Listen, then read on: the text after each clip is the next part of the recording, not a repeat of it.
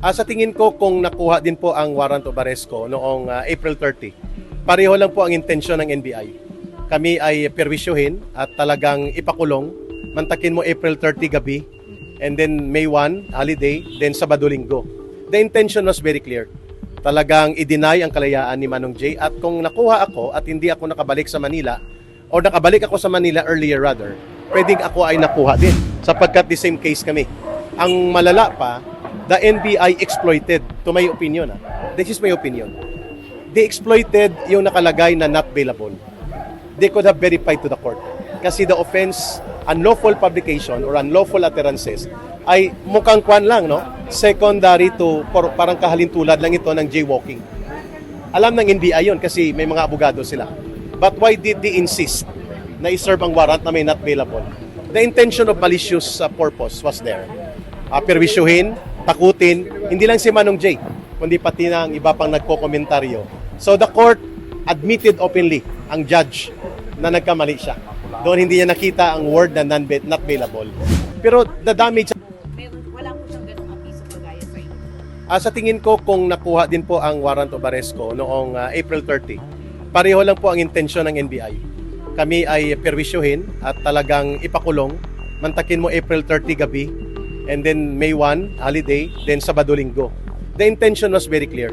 Talagang i-deny ang kalayaan ni Manong Jay at kung nakuha ako at hindi ako nakabalik sa Manila o nakabalik ako sa Manila earlier rather, pwedeng ako ay nakuha din sapagkat the same case kami. Ang malala pa, the NBI exploited, to my opinion. This is my opinion.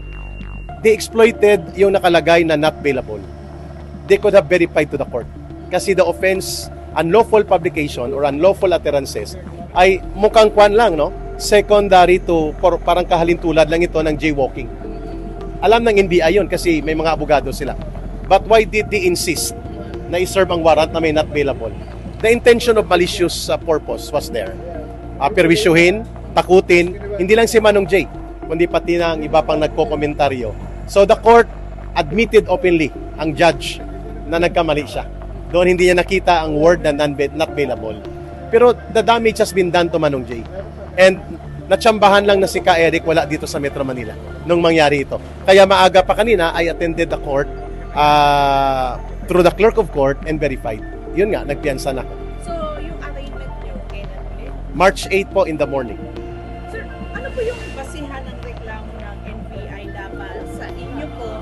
Kasi po, sinasabi po ni Atty. Tolentino, may questionable dun sa jurisdiction. Kasi nga po, hindi naman po, si Pangulo po yung hindi naman kadukasa si Pangulo. Oo. May nakikita rin po ba kayong gano'n? Ako sa tingin ko sa discussion namin ng aming lawyer, kasi ang criminal offense, ang importante ang jurisdiction Yes. kung saan nangyari. So kung ang crime is allegedly ay tungkol sa cyber libel against Marcos, the offended party is supposedly the president. Ang kanyang official residence ay Malacanang. Covered yan ng Manila RTC, hindi Pasay RTC. That is not just technical. That is essential in the determination of the prosecution of the case. So pwede nga talagang maging ground yan, sabi ng mga abogado, ang jurisdiction. Pero more so, the NBI lacks, kulang po ang NBI ng identity para i-represent ang presidente. Because cyber libel crime is a crime against person. It is not a crime against the state, like rebellion or sedition. So most likely, the NBI is just trying na mag-put up ng mga pamamaraan na iperwisyo kami. Mantakin mo, imbis may mga schedule ka ng kabuhayan mo or mga consultation mo, wala na. And then mag-produce ka ng pera. Ang kinababahala ko lang dahil malaki yung piyansa sa akin. 36,500, kay Manong Jay is only 10,000. Bakit kaya? Hindi ko rin ma-explain sa court dahil hindi na ako nagtanong kanina because sabi ng court, you have the right to petition for the reduction or bail or to petition for recognizance. That it will take time because the arrest order shall be served.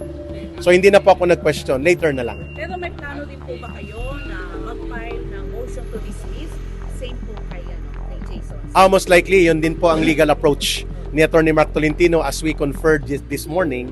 Magpa-file po ng motion to quash information with the petition to dismiss, including po ang sa cyber libel crime sa branch 111 at itong sa branch 118 at branch 119, unlawful utterances, unlawful use of means of publication. Sa tingin ko, malakas ang possibility na mag-grant ito ng korte. Kailan kaya? Within the week ang according kay Attorney Mark Tolentino, because Friday ang arraignment ko. I hope that it can be done before Friday. Sa kayo po na nakakaranas na po kayo ng ganitong mga kaso, ano na po yung nararamdaman nyo? Kumusta naman po yung may pagkakaintoan o na malayang-malaya po kayo magsalita? Ano po? Malaki po ang pagkakaiba. Yes. Sapagkat nung bumalik ako ng aking paniniwala sa gobyerno, nung ako po'y nagbalik loob sa batas at nakipagpamuhay ng mapayapa mula sa CPP, NPA, NDF, I expected that the government that I protect and stand by at tinulungan kong umayos, ay tutulungan din kaming maging maayos ang aming mga karapatan. This time sa ilalim ng gobyernong ito, napiperwisyo talaga ako. No? Halimbawa, I have one case of inciting to sedition sa Quezon City. May pending pa ako sa DOJ. At mayroon pa akong 2 kaso ngayon dito sa Pasay. And then may 3 kaso pa sa moral damages di umano ng mga dati kong kasama na in-identify namin. These are all matters that really affect can affect my focus. Maapektuhan talaga ang focus mo, pero it also inspires me. These cases will make me stronger dahil naniniwala ako na ang taong bayan ay nakikita ito. Bagamat may mga tumututol sa pinapanindigan ko, mayroong mga pumupuna, pero masigit na nakakarami po ang mga mamamayang Pilipino na nakikipagkaisa sa pinapanindigan ko. That makes me stronger in taking inspiration in the belief that the people are with me, with us. Any message na lang po sa ating mga kababayan na naniniwala sa inyong prinsipyo po? Ang karapatan at kalayaan, ipinaglalaban po yan. Hindi yan hinihingi. Hindi ka lumuluhod para dyan. Ang bahagi po ng pagtatanggol ng karapatan at kalayaan ng ating bayan at ng ating mamamayan ay may bahaging sakripisyo. Ito po ay bahagi ng pagsasakripisyo, pinili ko ito, pero itong tamang dapat gawin, kaya pinapanindigan ko. Thank you so much.